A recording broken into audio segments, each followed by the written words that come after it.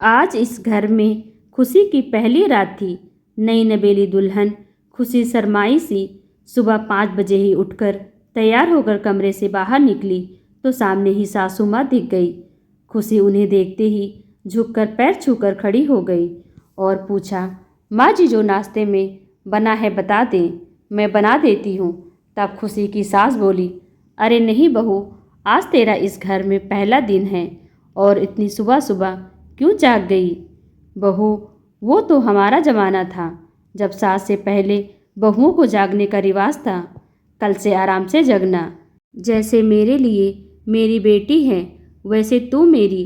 खुशी तो मुझे बहुत हुई कि सासू माँ तो बहुत अच्छी सोच रखती हैं। सासू माँ की बात सुनकर खुशी मन ही मन खुद पर इतरा उठी, कितना अच्छा घर मिला है मुझे यहाँ, तो मुझे माँ की कमी महसूस ही नहीं होगी। सासू माँ बहुत अच्छी हैं, मैं भी उनको अपनी माँ की तरह प्यार करूँगी। कुछ दिन बाद खुशी रसोई में चाय बना रही थी, तब खुशी की सास आई। अरे बहू, अभी तो तेरी मेहंदी के रंग भी फीके नहीं हुए। पहले रसोई हो गई ना, बस रस्म हो गया, इतना ही काफ़ी है। अभी आराम करो, ये सब काम तो जिंदगी भर करने हैं। मैं कर लूँगी सब। सासू माँ खुशी के हाथ से कलछी ले प्यार से कहती हैं। नहीं मम्मी जी, ऐसे कैसे, जब हम दोनों घर में हैं तो आप अकेली क्यों करेंगी। खुशी कसमकस में पड़ गई। और मम्मी काम ही कितने हैं, घर में हम 4 लोग तो हैं। सास हंसकर बोली, चल तू बैठ, आज मेरे हाथ की चाय पीकर देख। सासू माँ उसे रसोई से बाहर जाने के लिए कहती हैं। खुशी असमंजस में बैठक में आकर पत्रिका उठा उलटने पलटने लगी। तभी दरवाजे पर दस्तक होती है। दस्तक की आवाज़ से खुशी दरवाज़ा खोलती है और पड़ोस की रमा चाची अंदर आती हुई पूछती हैं, अरे बहू, तेरी सास सुलोचना कहाँ है। रसोई में है, धीमे से खुशी जवाब देती है। अच्छा बोल। पड़ोसी चाची खुशी को घूरती रसोई में चली गई। नहीं नहीं, बैठूंगी नहीं, तेरी हालत पर तो तरस आ रहा है। अपनी बहू को ही चाय नाश्ता करा। बहू, ये आचरण सही नहीं है। बेचारी बूढ़ी सास बुढ़ापे में खपे और बहू मज़े करे। बोलती हुई चाची खुशी को घूरती चली गई। खुशी को ऐसा महसूस हुआ जमीन फट जाए और वो समा जाए।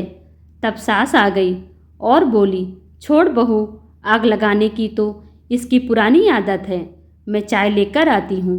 बोलकर सुलोचना जी रसोई की ओर चली गई। एक दिन शाम को जब नितिन ऑफिस आया तो खुशी रसोई में खाना बना रही थी। तब सासू माँ ने खुशी को आवाज़ दी और नितिन से बोली, जाओ तुम दोनों कहीं घूम आओ। नई नई शादी हुई है, 100 अरमान होते हैं हर लड़की के। जा खुशी, जल्दी तैयार हो जा। बिल्कुल घर घुस्सू है ये लड़का, पत्नी को लेकर कहीं आता जाता नहीं है। लड़कियों की कितनी चाहते होती हैं, समझता ही नहीं है। जा तू तैयार हो जा।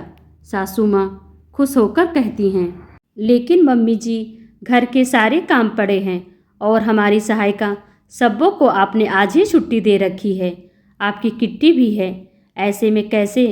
खुशी जो कि सासू माँ के साथ ही बैठ गई, आश्चर्य से सासू माँ को देख बोल रही, बहू तू परेशान क्यों होती है, सब हो जाएगा, कोई बड़ा काम थोड़े ना है। नितिन ले जा इसे। सासू माँ की जिद पर खुशी नितिन के साथ घूमने चली गई। खुशी बहुत खुश थी कि इतना काम होते हुए भी माँ ने उसको बाहर भेज दिया। लोग पता नहीं क्यों सासू माँ को इतना बुरा कहते हैं। मेरी सासू माँ तो कितनी अच्छी हैं। खुशी का पूरा ध्यान सासू माँ की तरफ ही था। वो अपने पति नितिन से बोली, घर चले क्या नितिन, बस आउटिंग हो गई, मम्मी जी अकेली कैसे मैनेज करेंगी। वो तो इतनी अच्छी हैं कि सिर्फ हमारे बारे में सोचती हैं, लेकिन उनका ध्यान रखना हमारा भी तो फ़र्ज बनता है। कोल्ड कॉफ़ी पीने के बाद खुशी कहती है। नितिन कहता है ठीक है। दोनों घर के लिए निकलते हैं। तभी नितिन के किसी दोस्त का फ़ोन आ जाता है। खुशी, मुझे कुछ काम है, तुम कैब लेकर घर चले जाओ, मुझे 2-3 घंटे लग जाएंगे। नितिन कहता है ठीक है कहकर खुशी कैब लेकर घर की ओर रवाना हो गई। सुलोचना, बहू कहाँ है तेरी, पता नहीं था क्या उसे कि आज तेरी सहेलियाँ आने वाली हैं। अकेली जुती पड़ी है। शर्मा जी की आवाज़ सुन खुशी के कदम दरवाजे पर रुक गए। तब सास की आवाज़ आती है। क्या कहूँ, पता था उसे सब, लेकिन घर में पैर टिकते कहाँ हैं उसके। सब वो भी नहीं आएगी ये भी जानती थी वो, लेकिन मेरी किस्मत पहले सासू माँ की सेवा में लगी रहो और अब बहू के। उस दिन तो तूने देखा ही था वर्मा। सुलोचना जी अपने चेहरे पर बेचारगी का भाव लाकर कहती हैं। हाँ, पूरी महारानी है इसकी बहू। उस दिन मैं आई तो सुलोचना चाय बना रही थी और महारानी मैगजीन पढ़ रही थी। वर्मा कहती हैं, अरे वो तो किसी काम से मैंने सुलोचना को फ़ोन किया और सुलोचना ने आने के लिए कहा, नहीं तो इसकी ऐसी हालत है कभी खबर ही नहीं होती। वर्मा कहती हैं, कोई क्या कर सकता है, बेटे पर भी तो जादू कर रखा है उसने। नितिन भी जानता था आज तुम लोग आओगी और पत्नी के कहने पर एक बार भी उसे एहसास नहीं हुआ कि उसकी माँ अकेली कैसे काम करेंगी। पत्नी ने हुक्म किया, जोरू का गुलाम चल दिए। मेरी तो किस्मत ही फूटी है। तभी खुशी आती है और कहती है, बस मम्मी जी बस, मैंने आपका ये दोहरा चेहरा तो देखा ही नहीं था। मैं तो इसी गुमान में थी कि मुझे दूसरी माँ मिल गई है।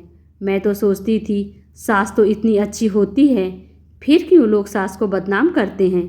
लेकिन आपका ये रूप देख मुझे समझ आ गया। मुझे क्या पता था कि आप अपनी बेचारगी दिखाने के लिए स्वीट बन रही हैं। कम से कम अपने बेटे को तो बख्श देती, जिसे आपके इन कर्मों का पता नहीं है। शुक्र है कि नितिन को कहीं जाना था और मैं अकेली आई। आपका ये रूप देखकर और बिन किए का लांछन सुन क्या गुजरती उन पर। आप तो आज अपने बेटे की नज़रों में गिर जाती। माँ जी, आपकी भी एक बेटी है। मैं दुआ करूँगी आपकी जैसी सास उस मासूम को ना मिले। अब अपनी सहेलियों को मेरे कहे का अर्थ समझाइए। मेरी ज़रूरत लगे तो बेझिझक बुला लीजिएगा। बोलती हुई खुशी सब पर सरसरे निगाह डालती अपने कमरे की ओर बढ़ गई। खुशी के यकीन, विश्वास और मान का आज खून हो गया था। वो तो बहुत खुश थी, लेकिन आज उसकी सास का असल चेहरा उसके सामने था। आज खुशी की सारी गलतफहमी दूर हो गई थी। दोस्तों, यह कहानी आपको कैसी लगी हमें ज़रूर बताएं। वीडियो को लाइक कर चैनल को सब्सक्राइब करना बिल्कुल भी ना भूलें। Thanks for watching.